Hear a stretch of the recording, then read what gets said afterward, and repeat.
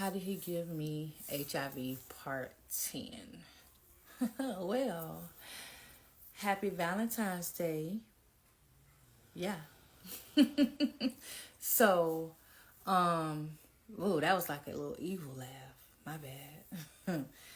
But on Valentine's Day 2008, my gift to him was basically him giving something to me that he didn't even know that he was giving to me. So, again, I've talked to the detectives. I've done my police report.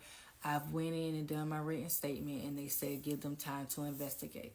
So that was done. Now here it is, February 14th.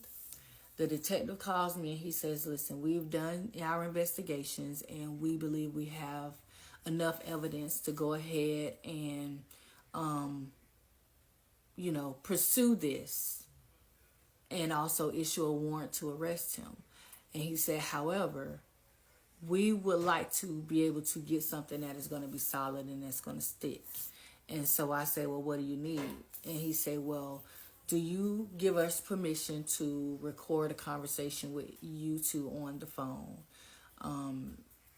And I was okay with that. And I said, well, what kind of conversation are you needing me to have with him? Because at this moment, again, he doesn't know I've done any of this. He doesn't know. He's calling me every day. He's thinking I'm going to come back home. Like he wants me to come home. He's saying to me, I need you to come home. I need this. Like please come home. Please this and this and this and all this stuff. And I'm just like, give me a break. Like give me some space to breathe. And so I knew he had went to work that night before, so I told the detective, I said, let me call and kind of wake him up to have the conversation. So I called. I was on the phone with him for like maybe 5 minutes, and then I said, oh, give me a second. I need to call you right back, like that. And that's how I was able to initiate the three-way conversation. So I asked the detective, I said, what is it that you need to know? They wanted me to ask him questions, and I wrote it all down. I had a clipboard, a notepad, and I wrote it down.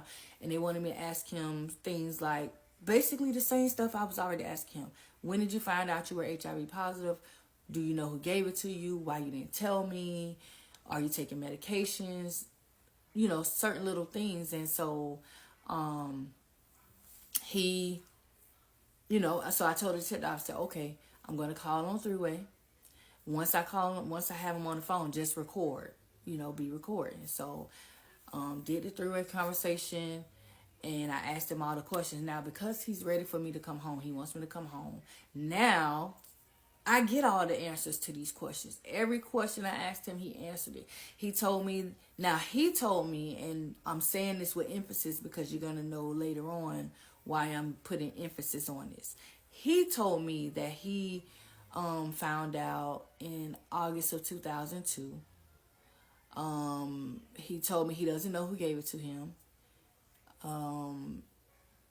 And, he answered all the questions. And so I say, okay.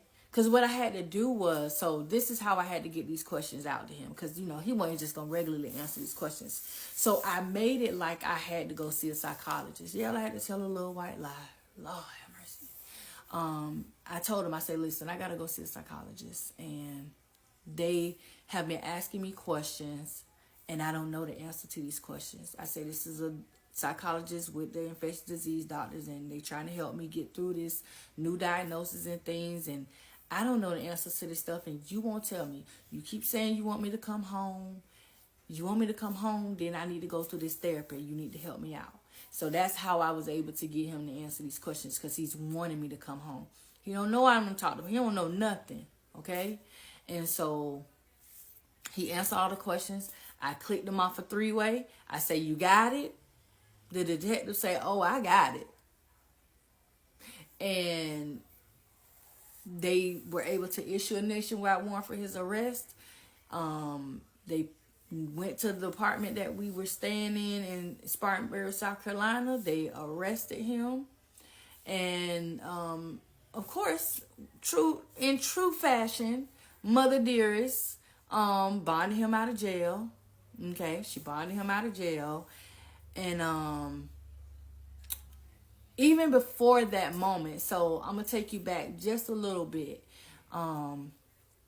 Before that moment, so between the time that I left there and the time that I went and filed the police report, I talked to his sister. So listen, I wish I was in the car. Buckle your seatbelt. Hell, listen, strap up.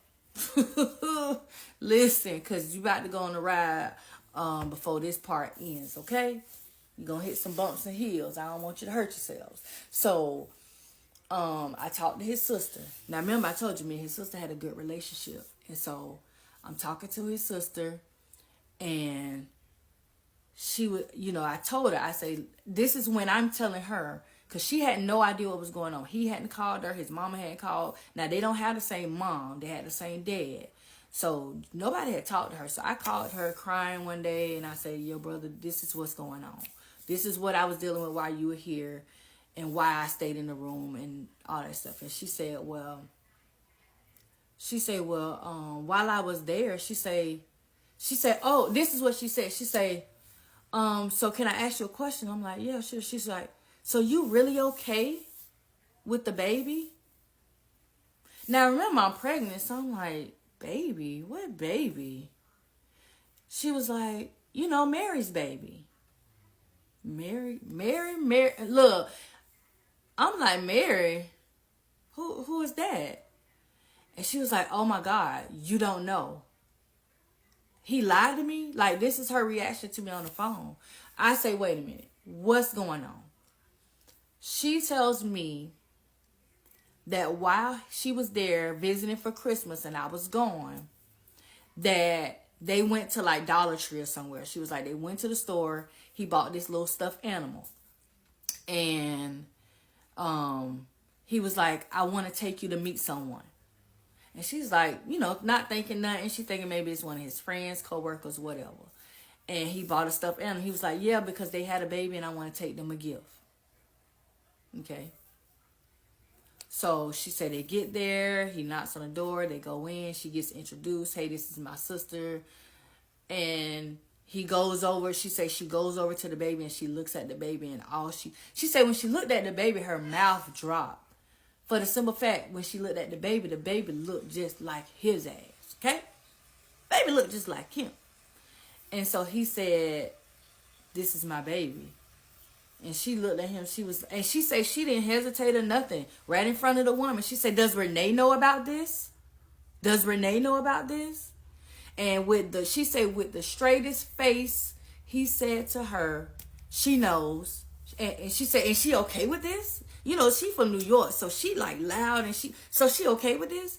And he was like, yeah, she's okay with it. She knows. And so she was under the impression this whole time that I knew about this woman and this baby that now he has brought into a situation while being married to me.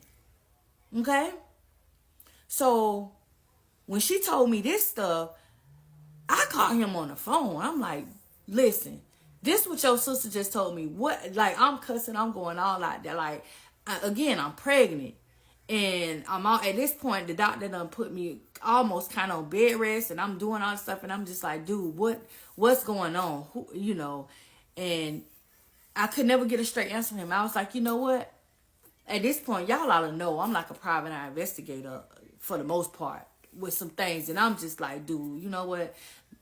I knew the lady name at this point. I say, listen, I done found the address. At this point, I found the address. I say, listen, either you're going to get in the car and drive to her house and hand her your cell phone for me to talk to her, or I'm going to get in my car, I'm going to drive to South Carolina, and I'm going to knock on her door. So he got in his car. He drove, and I stayed on the phone with him. I said, you bet not. You better not. When you get there, you better knock on the door. And I say, you better give her the phone. You better not say, okay? So he got there. I'm on the phone the whole drive. He's to her house. She opens the door. He gives her the phone. And I said to her, I say, this is Renee. Do you know who I am? She said, yes, I know who you are. Hello? What?